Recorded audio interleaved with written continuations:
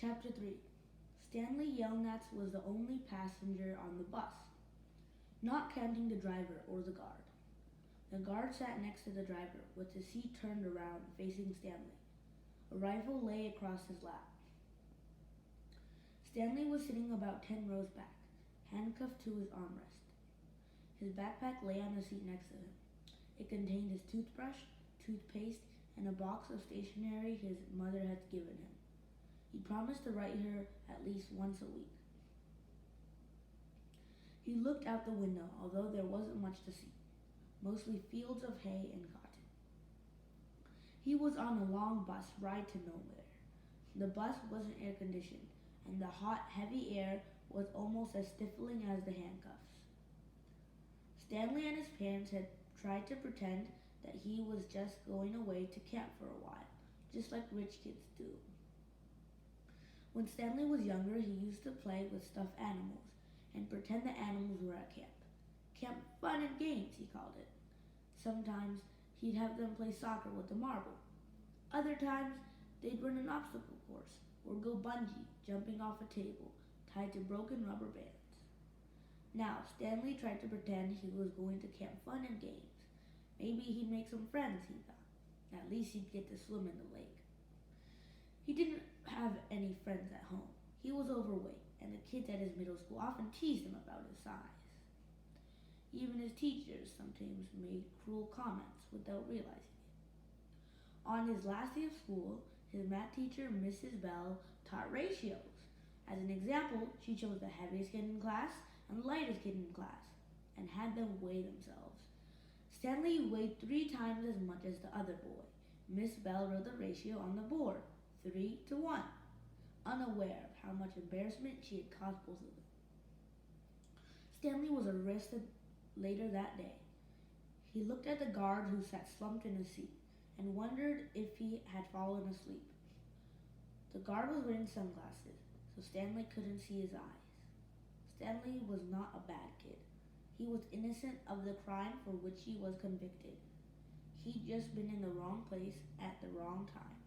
It was all because of his no-good, dirty, rotten, pig-stealing great-great-grandfather. He smiled. It was a family joke.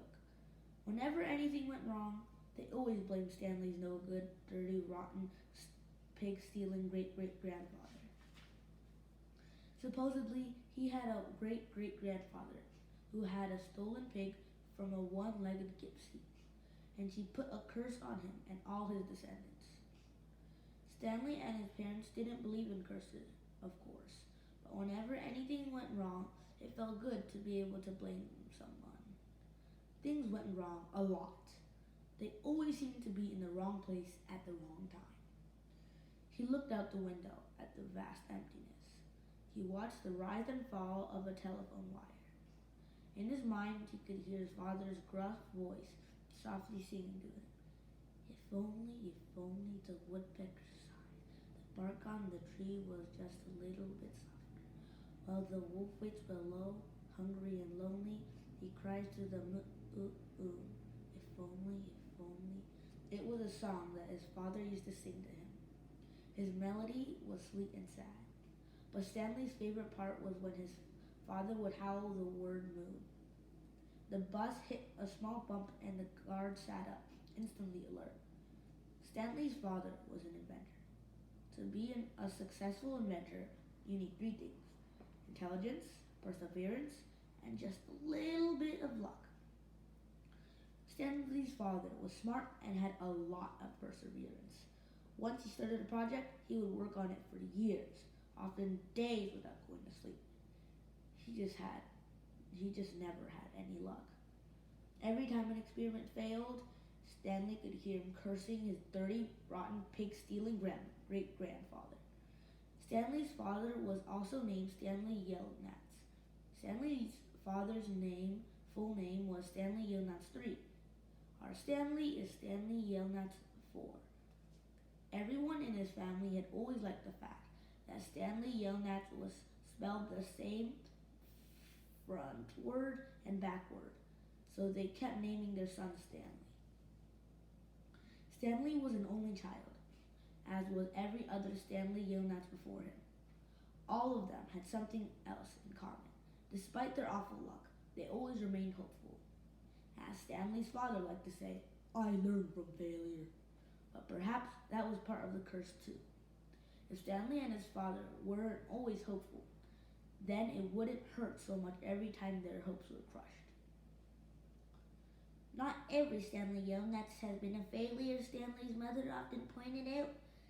Whenever Stanley or his father became so discouraged that they actually started to believe in the curse. The first Stanley Yelnats, Stanley's great-grandfather, had made a fortune in the stock market. She couldn't have been too unlucky. At such times, she neglected to mention the bad luck that befell the first Stanley Yelnats. He lost his entire fortune when he was moving from New York to California. His stagecoach was robbed by the outlaw, Kissin Kate Barlow. If it weren't for that, Stanley's family would now be living in a mansion on a beach in California. Instead, they were crammed in a tiny apartment that smelled of burning rubber and foam. If only. The apartment smelled the way it did because Stanley's father was trying to invent a way to recycle old sneakers. The first person who finds a use for old sneakers, he said, will be a very rich man.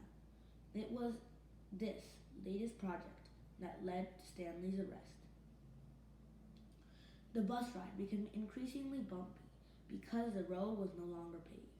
Actually, Stanley had been impressed when he first found out that his great-grandfather was robbed by Kissin Kate Barlow. True, he would have preferred living on the beach in California, but it was still kind of cool to have someone in your family robbed by a famous outlaw. Kate Barlow didn't actually kiss Stanley's great-grandfather. That would have been really cool, but she only kissed the men she killed. Instead, she robbed him and left him stranded in the middle of the desert. He was lucky to have survived, Stanley's mother was quick to point out. The bus was slowing down. The guard grunted as he stretched his arms. Welcome to Camp Green Lake, said the driver. Stanley looked out the dirty window. He couldn't see a lick, hardly anything.